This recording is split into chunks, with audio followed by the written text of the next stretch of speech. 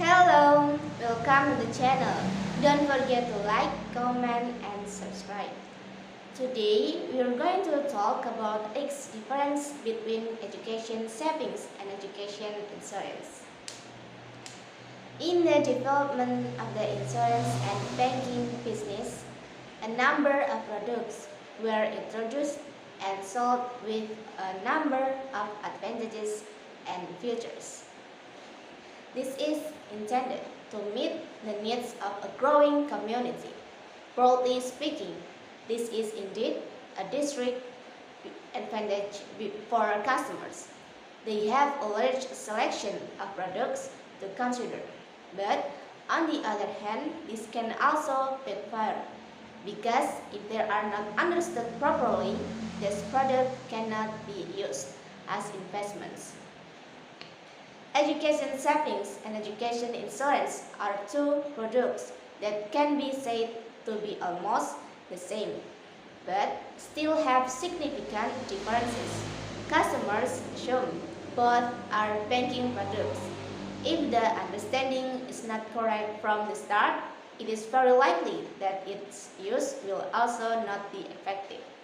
Understand the difference before buying. Although both are intended as education funds, education savings, and education insurance have far differences. However, most people don't realize it well, so they often buy the wrong, inappropriate products for their children. Both of these products are generally sold in banks. Perhaps this is what makes many people think that the two are banking products that are not different from each other. In fact, only education savings products are bank products. Meanwhile, education insurance products are owned by insurance companies in cooperation with the bank concerned. The sales staff is also different.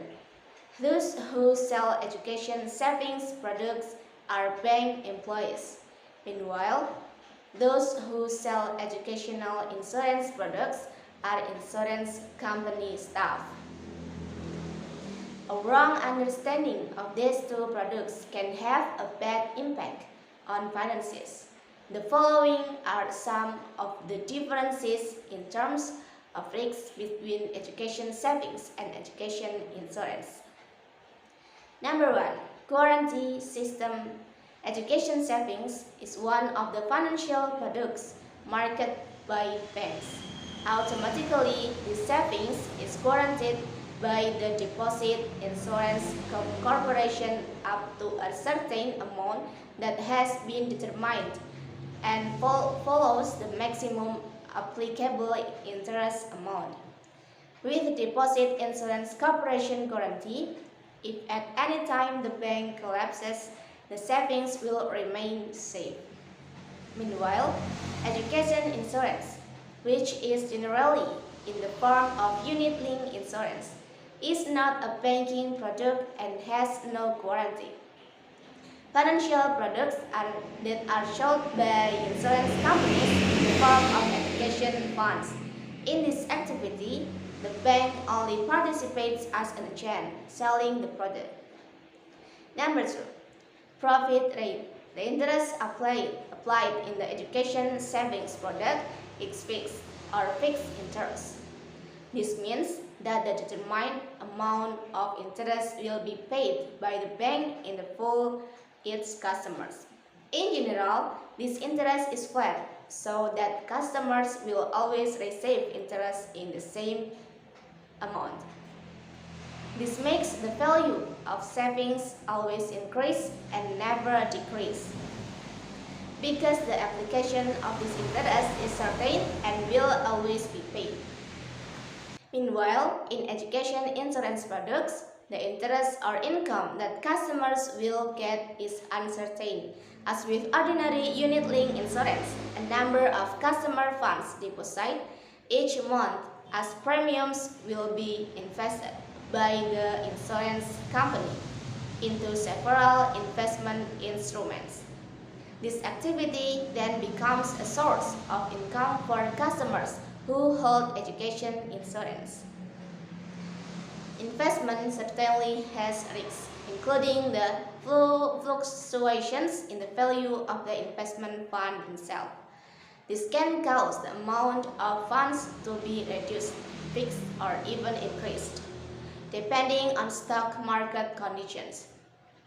If the investment goes well and smoothly, its value will increase and generate a large income for education insurance holders. Number 3. Protection value.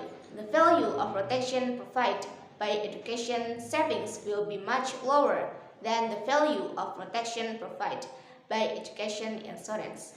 The reason is, in education savings, the premium will be paid by the bank, and the amount of coverage is limited. While in education insurance, the coverage value will be much greater because it is paid by the customer. Choose the most appropriate and as needed. Preparing education fund is now mandatory for most people, especially parents. Be sure to understand well the difference between education insurance and education savings, so that you can choose the most appropriate product that according to your needs. There is no need to be ashamed. Ask this directly to other officers who should it so that the information obtained is clear and accurate.